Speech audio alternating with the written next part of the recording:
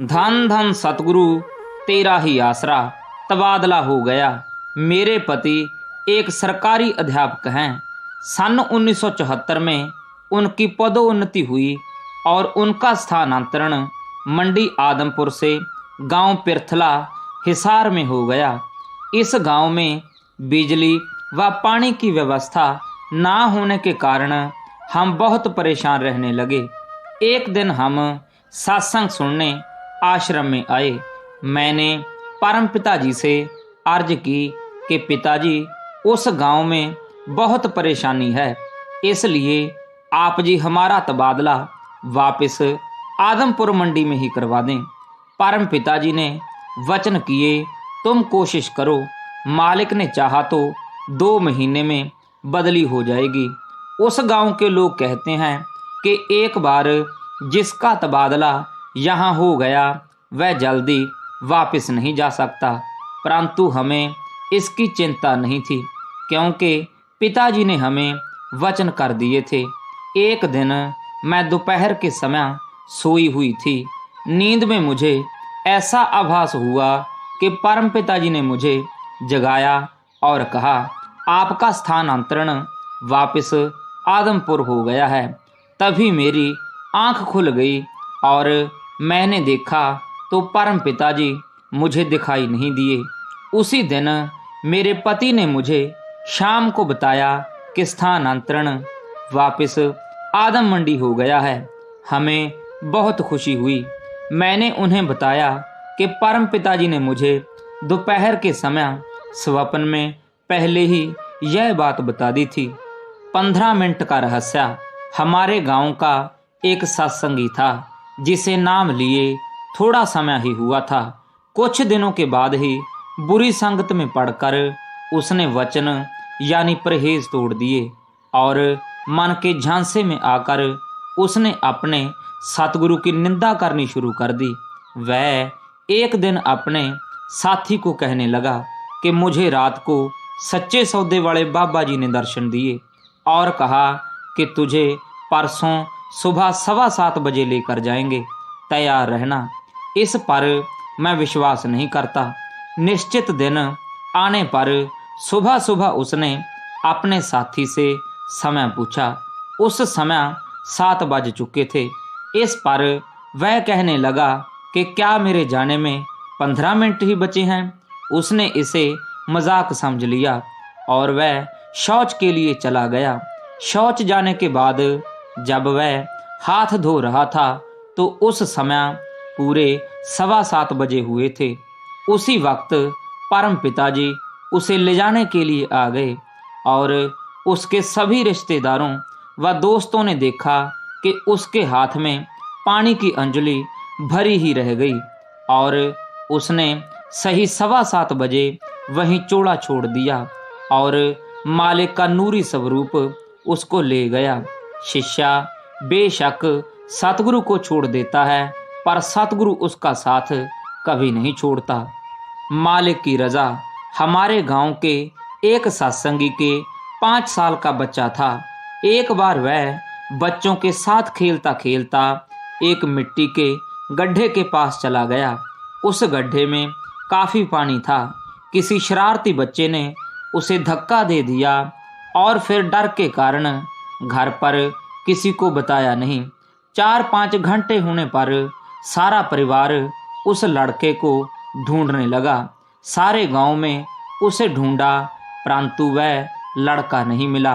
अंत में सब सतगुरु को याद करने लगे कि मालिक तेरी रजा है। जब वे शाम को ढूंढते ढूंढते उस गड्ढे के पास पहुंचे तो देखा कि वह लड़का सारे दिन का पानी में डूबा हुआ था। उसकी शक्ल कीचड़ से लथपथ थी। जब उन्होंने उसे निकाला तो बच्चे की नब्ज बिल्कुल बंद थी। वे उस बच्चे को लेकर सीधा अस्पताल आ गए। डॉक्टर ने भी उसे मृत घोषित कर दिया। सभी मालिक से अरदास करने लगे तथा जैसे ही सभी ने मिलकर नारा लगाया तो बच्चे के शरीर में थोड़ी सी हरकत हुई। यह देखकर सभी के आश्चर्य की सीमा ना रही, क्योंकि थोड़ी देर में बच्चा उठकर बैठ गया। सभी ने मालिक का कोटि कोटि धन्यवाद किया। जो मालिक पर विश्वास करता है, मालिक उसकी मदद अवश्य करता है। आड़ू का प्रसाद। सन 1978 की बात है। हम अंबाला में रहते थे। मेरे दोनों लड़कों ने परमपिता जी से नामदान ले रखा था, परंतु मेरे पति ना तो खुद नामदान लेना चाहते थे और ना ही मुझे नाम लेने देते थे, क्योंकि वे मांस अंडे का सेवन करते थे। मैं दिन रात परम पिताजी के स्वरूप के आगे रोती रहती और अर्ज करती रहती कि मेरे पति पर कब आपकी कृपा होगी। एक दिन मेरे दोनों लड़के सत्संग सुनने के लिए सरसा जाने लगे, तो मैंने उनसे कहा कि तुम गुरुजी को अपने पापा के बारे में बताना। जब उन्होंने परम पिताजी से अर्ज की तो परम पिताजी फरमाने लगे, ये आड़ू का प्रसाद अपनी माता को दे देना और कहना कि ये प्रसाद तेरे पापा को खिला दे, और खाना व चाय आदि बनाते समय नारा लगाती रहे, मालिक जरूर कृपा करेगा। मेरे लड़कों ने आकर सारा वृतांत कह सुनाया। मैंने ऐसा ही किया और उसी दिन से मैं जब भी कोई खाना पीना अपने पति को देती तो धन धन सतगुरु तेरा ही आसरा नारे का जाप करते हुए देती। धीरे धीरे उसका असर होने लगा। उन्होंने मांस अंडा खाना छोड़कर नाम ले लिया। इस प्रकार पूजनीय परम पिताजी ने अपनी रहमत से हमारे नरक के समान घर को स्वर्ग बना दिया। क्या गाड़ी चली गई। गांव धन सिंह खाना का एक अवतार सिंह नामक व्यक्ति था। वह शराब व मांस आदि का अति अधिक सेवन करता था और गलियों में गिरा रहता था। किसी सत्संगी ने उसे नाम लेने के लिए कहा कि तू नाम ले ले, तेरी 84 कट जाएगी और शराब व मांस आदि चीज़ों से बच जाएगा। उसने सत्संगी से कहा कि अगर सच्चे सौदे वाले बाबा जी मुझे कोई रहमत दिखाएं तो मैं नाम ले लूँगा। यह सुनकर वह सत्संगी चुप कर गया। अचानक उन्हीं दिनों परम पिताजी ने गांव कोट फतेह का सत्संग दे दिया। वह व्यक्ति और उसकी पत्नी दोनों सत्संग पर गए। उन्होंने सत्संग सुना। उस व्यक्ति ने अपनी पत्नी को कहा कि तू नाम ले ले। मुझे संतों की संगत तो बहुत अच्छी लगी, पर मैं नाम बाद में लूँगा। उसकी पत्नी ने नाम ले लिया और वापस घर आ गए। उसकी पत्नी सतगुरु से यही मांगती थी कि मेरा पति नाम ले ले और फिर हम सत्संग करवाएंगे। एक दिन वह व्यक्ति रात को लेटा हुआ था। उसने देखा कि उसके चारों तरफ बहुत ही प्रकाश हो रहा है और वह रोशनी बहुत सुंदर लग रही थी, जो उसने पहले कभी नहीं देखी। फिर उसने देखा कि हाथ में लाठी, सिर पर सुंदर टोपी, सफ़ेद कपड़े, लंबी दाढ़ी व मनमोहक स्वरूप वाले परम पिताजी उसके पास आए और फरमाया कि बेटा तू अब जाग, तेरा नाम शब्द लेने का समय आ गया है। कल सच्चा सौदा आश्रम में सत्संग है, तू जाकर नाम ले आ। यह दृश्य देखकर वह हैरान हो गया। वह उठकर अपनी पत्नी को कहने लगा कि मुझे सत्संग सुनने सरसा जाना है। उसकी पत्नी हैरान हो गई। उसने तैयारी कर दी और वह सरसा की तरफ चल पड़ा। गाड़ी से सफ़र करके वह भटिंडा पहुंचा और वहीं जाकर उसकी आंख लग गई। वहां उसे सरसा के लिए गाड़ी बदलनी थी। गाड़ी के चलने में 2 मिनट ही रह गए थे और वह सोया ही रहा। परम पिताजी ने फिर उस सत्संगी के पास आकर कहा कि भाई तू सोया पड़ा है, तेरी गाड़ी का तो टाइम हो चुका है, उठ जल्दी कर। वह तुरंत खड़ा हो गया, लेकिन तब तक सरसा जाने वाली गाड़ी का समय बीत चुका था। वह आधा घंटा लेट हो गया था। वह निराश हो गया, पर उसने सोचा कि शायद गाड़ी खड़ी हो, इसलिए उसने एक टीटी से पूछा कि क्या सरसा जाने वाली गाड़ी चली गई है। उसने कहा, भाई शायद तेरे इंतजार में ही खड़ी है, उसका इंजन नहीं चल रहा। वह भागकर गाड़ी में बैठ गया और गाड़ी उसी वक्त चल पड़ी। उसने सतगुरु जी का लाख लाख धन्यवाद किया और कहने लगा कि मालिक, तूने मुझ जैसे तुच्छ इंसान के लिए इतनी बड़ी गाड़ी रोक दी। तेरा यह एहसान मैं जीवन भर नहीं भुला सकता। फिर उसने सत्संग सुना और नाम शब्द ले लिया। बेटी घबरा मत। एक बार की बात है कि मेरी बहन अपने पति के साथ करनाल से दिल्ली आ रही थी। जब उनकी बस एक नाले के ऊपर से गुजर रही थी तो एक अन्य बस के साथ उसका एक्सीडेंट हो गया। बस पानी में गिर गई और सवारियां डूबने लगीं। उस दिन बारिश होने के कारण उस नाले में पानी का बहाव तेज था, जिस कारण सड़क के दोनों ओर पानी ही पानी था। वहां कुछ लोग खड़े थे जो पानी में से सवारियों को निकालने में मदद करने लगे। कुछ देर बाद सबने पूछा कि कोई बस के अंदर तो नहीं रह गया। किसी को भी उस बहन का ख्याल ना आया। वह पानी में डूबती जा रही थी। तभी उसे परम पिताजी ने दर्शन दिए और कहने लगे, बेटी घबरा मत। परम पिताजी ने उसका हाथ पकड़कर ऊपर कर दिया। जहां लोग यह देख रहे थे कि कोई सवारी पानी में ना रह गई हो। लोगों ने जब उसको देखा तो उसे पानी से बाहर निकाल दिया। बहन हैरान रह गई कि परम पिताजी स्वयं केवल उसकी रक्षा करने के लिए ही यहाँ आए थे। यह सोचकर कृतज्ञता भाव से उसकी आंखों में पानी आ गया। अगर परम पिताजी उसका हाथ ऊपर ना करते तो वह डूबकर मर जाती। फिर उसने सतगुरु जी का लाख लाख शुक्राना किया। मैं भूत नहीं हूँ। बात 1975 की है। सरसा आश्रम में मासिक सत्संग था। परम पिताजी स्टेज पर विराजमान थे।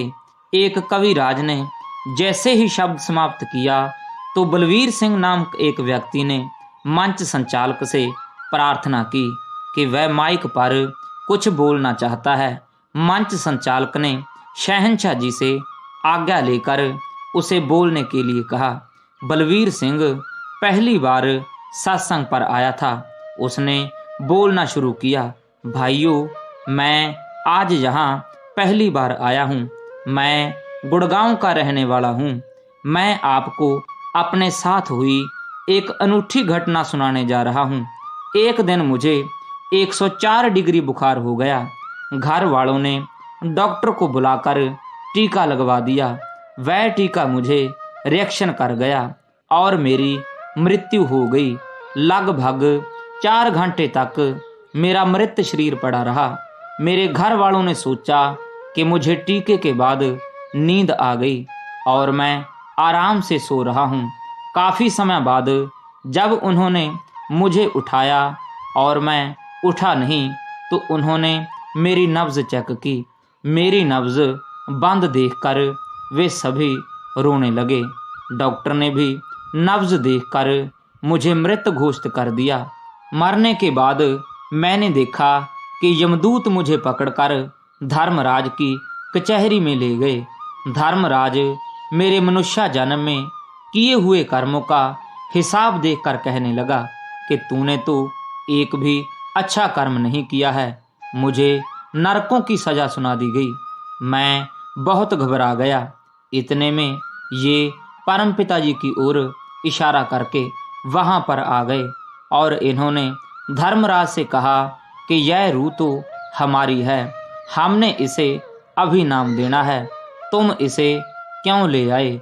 इन्होंने धर्मराज को हुक्म दिया कि उसे अभी वापस भेजो।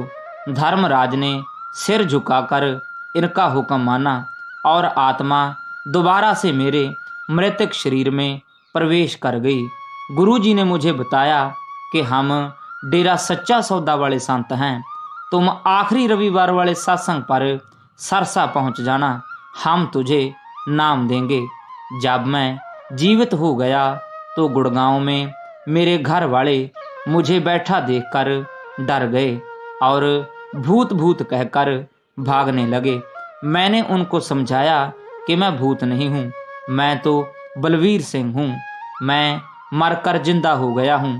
फिर मैंने उन्हें धर्मराज वाली सारी कहानी सुनाई। तब कहीं जाकर उनको यकीन हुआ। सारी बात सुनाने के बाद उसने परमपिता जी का धन्यवाद किया और सत्संग की समाप्ति के बाद नाम शब्द ले लिया। इस प्रकार मालिक अपनी रूहों की दोनों जहानों में सहायता करता है। ला इलाज का इलाज। सन 1987 की बात है। एक दिन मेरा भाई बुग्गी गाड़ी में झोटा जोड़ने के लिए झोटे को खूंटे से खोल रहा था। अचानक झोटा उग्र होकर मेरे भाई पर टूट पड़ा। झोटे ने उसे इतना मारा कि शरीर की कई हड्डियां टूट गईं। उसी दौरान उसे पेशाब आना बंद हो गया। हमने उसे डॉक्टर को दिखाया तो उसने कहा उसकी दोनों किडनियां 100% फेल हो चुकी हैं। आप इसे all India medical institute Delhi ले जाओ। जब हमने उस अस्पताल का खर्चा पूछा तो उन्होंने जो बताया वह हमारी पहुंच से बाहर था। मैंने उनसे कहा कि डॉक्टर साहब, हम तो गरीब आदमी हैं, इतना खर्च नहीं कर सकते। डॉक्टर ने कहा इसके अलावा कोई चारा नहीं है। मैंने अपने सतगुरु को याद किया और सुमरन करने बैठ गया। परमपिता जी से अरदास की कि मेरे भाई की किडनियां ठीक कर दो। उसी समय परमपिता जी प्रकट हुए और फरमाया, बेटा, तेरी प्रार्थना दरगाह में कबूल हो गई है और तेरे भाई की दोनों किडनियां ठीक हो गई हैं। मैं एकदम उठा और अपने भाई के बिस्तर पर पहुंचा तो देखा कि मेरे भाई को पेशाब आना शुरू हो गया है। मैं डॉक्टर साहब के पास गया और सारी बात बताई। डॉक्टर को यकीन नहीं आया तथा उसने किडनी के सारे टेस्ट किए। वह दोनों किडनियां ठीक देखकर दंग रह गया। 10 दिन की मोहलत। सन 1967 में हमारे गांव में सत्संग हुआ और परमपिता जी से हमने नामदान लिया। तभी से हम सत्संग सुनने व सेवा करने आश्रम में आने लगे। मेरी लड़की की शादी 8 मार्च 1992 को होनी निश्चित हुई, जिसमें अपनी बहन को हम 4-5 दिन पहले ही उसकी ससुराल से लेकर आए थे। वह आते ही बीमार हो गई और बेहोशी की हालत में कहने लगी कि परमपिता जी मुझे लेने आए हैं। हमने कहा कि हमें तो दर्शन नहीं हो रहे। मेरी बहन ने कहा कि मेरे सामने ही तो खड़े हैं। फिर उसने अर्ज की कि पिताजी, मैं अपनी भतीजी की शादी में आई हूँ, मुझे 10 दिन की मोहलत दे देवें। यह बात हमने अच्छी तरह से सुन ली। सुबह ही उसकी सेहत में कुछ सुधार हो गया। ठीक 10 दिन बाद वह काम करते हुए जमीन पर गिर पड़ी और धन धन सतगुरु तेरा ही आसरा नारा लगाया व कहा कि परम पिताजी मुझे लेने आए हैं और शरीर त्याग दिया। जब सांस में सांस आई, एक दिन मैं जीप पर 40 किलोमीटर प्रति घंटा की रफ्तार से गांव भट्टू कलां जा रहा था। अचानक जीप के एक्सीलेटर यानी रेस वाली तार टूट जाने से जीप की रफ्तार बढ़ गई और बेकाबू हो गई। मैंने काबू करने की बहुत कोशिश की परंतु असफल रहा।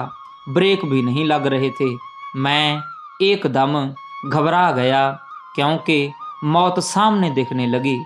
जब गाड़ी सरसा आश्रम के सामने पहुंची तो एकदम मेरे दिल से पुकार निकली और मैंने ऊंची आवाज में कहा कि सच्चे सौदे वाले बाबा जी मुझे बचा लो, नहीं तो आज मैं मर जाऊंगा। इतना कहने की देर थी कि ब्रेक काम करने लग गए और गाड़ी धीरे धीरे रुक गई। मेरी सांस में सांस आई।